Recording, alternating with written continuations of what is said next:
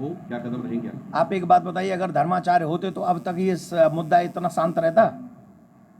वक्फ board की बात जब आती है, संशोधन बिल की जब बात आती है, तो हम सब उनके पक्ष में खड़े हो जाते हैं। लेकिन जब तिरुपति बालाजी के यहाँ, हमारे यहाँ प्रसाद में जब गौ मांस की चर्बी, गौ चर्बी खिलाई जाने की बात आती है तो कोई नहीं बोलता।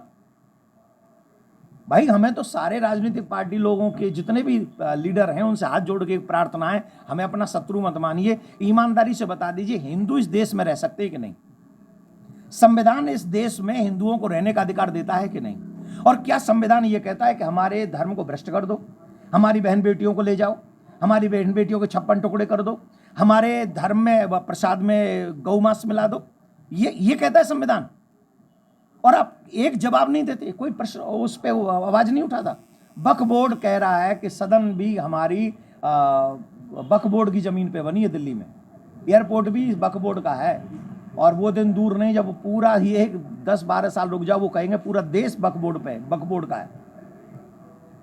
और हम लोग मजे से कुर्सियों के लिए राजनीति कर रहे हैं। अरे कुर्सियों का विषय नहीं है, देश को सुरक्षित, संस्कृति को सुरक्षित, हमारी बहन बेटियों को सुरक्षित करने का विषय है, धर्म को बचाने का विषय है। और हम सबको एक स्वर में इस देश को बचाना चाहिए। हमारे इस देश को आज़ाद करने में कोई योगदान नहीं है, पर इस देश को बचाए रखने में हमारा योगदान हो सकता है। ये सभी हिंदुओं से मैं कह रहा हूँ, सभी सनातनियों से कह रहा हूँ, ये हम सबकी जिम्मेदारी है।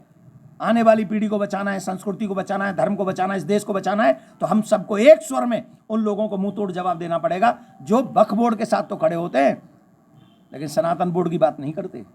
हमें उनके साथ उनसे जवाब मांगना है।